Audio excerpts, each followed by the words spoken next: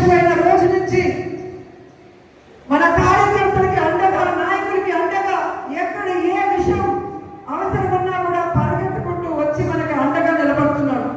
కాబట్టి కార్యకర్తలకు చెప్పేది ఒకటే, ధైర్యంగా ఉండండి.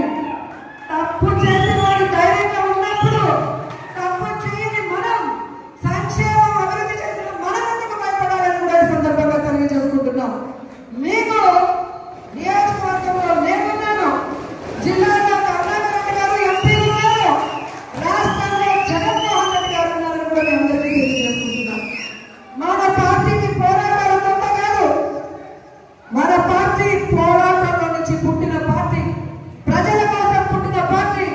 ఈ రాష్ట్రాన్ని అభివృద్ధి చేయాలి అని ఏ కలనైతే వైఎస్ఆర్ గారు కన్నారో వాటన్నింటినీ కూడా 60-70 సంవత్సరాలు ఈ ప్రజలకు అందుబాటులోకి రావాలి అని పార్టీ పెట్టి మీకోసమే ముందుకు నడిచిన జగనన్న పార్టీ, ప్రజల పార్టీ, మన పార్టీ.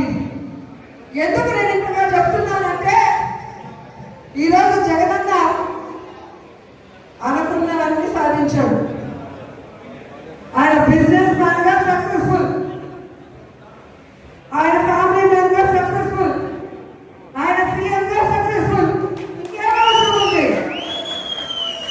కానీ రాష్ట్రంలో కూటమి ప్రభుత్వం వచ్చిన తర్వాత వాళ్ళు చేస్తున్న అరాచకాలు, విధ్వంసాలు చూసి మనని నమ్మిన కార్యకర్తల్ని మనం కాపాడుకోవాలి, మన కోట్లేసిన ప్రజలకు మనం అండగా నిలబడాలన్న చిత్తశుద్ధితో ఆ రోజు నుంచి ఈ రోజు వరకు పని చేసుకుంటూనే వెళ్తున్నారు.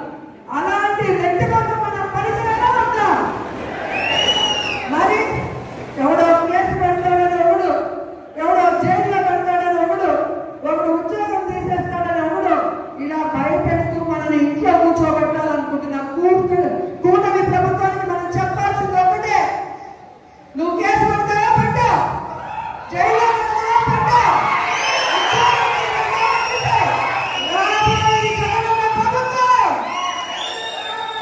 కేసులు పెట్టిన వాళ్ళకి, విధ్వంసాలు సృష్టించిన వాళ్ళకి వడ్డీతో సహా ఇచ్చేస్తాం. ఎవరికి ఉద్యోగాలు పోయినా వాళ్ళందరినీ కూడా గుడ్ బుక్ లో పేర్లు వేసి వాళ్ళకి ఉద్యోగాలు వస్తాయి. ఎవరైతే ప్రభుత్వంలో ఇబ్బంది పడ్డారో ఆ ఇబ్బందుల నుంచి వాళ్ళకి బయటపడేసి వాళ్ళకి ఫస్ట్ ప్రయారిటీ ఇస్తామని కూడా ఈ సందర్భంగా తెలియజేసుకుంటున్నాం.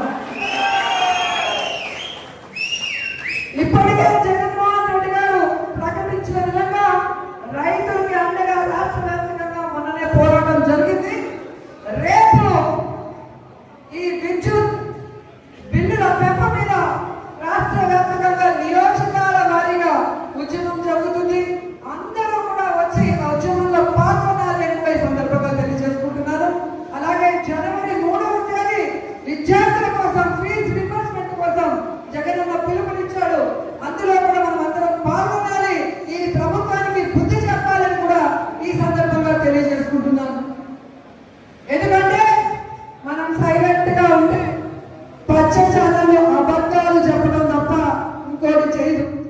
ప్రజలు ఎలా ఇబ్బంది పడుతున్నారు, విద్యార్థులు ఎలా మోసపోయారు, మహిళలు ఎలా కన్నీళ్లు పెడుతున్నారో రాష్ట్రం అంతా తెలియాలి. ఒక ఉద్యమంగా ఈ కూటమి ప్రభుత్వాన్ని ముంచేయాలని కూడా ఈ సందర్భంగా తెలియజేస్తున్నాను. ఈరోజు ఇంత వర్షంలో కూడా పార్టీ సర్వసభ సమావేశం అనగానే ఈరోజు ఒక్కొక్కరు జగనన్నకి మేమున్నామంటూ బయటకు వచ్చినందుకు మీ అందరికీ పాదాభివందనాలు తెలియజేసుకుంటూ ఈ కార్యక్రమాన్ని ఇక మన ఎంపీ గురుమూర్తి గారు మాట్లాడాలని ఆయనకి హ్యాండ్ ఓవర్ చేస్తున్నాను. Thank you so much.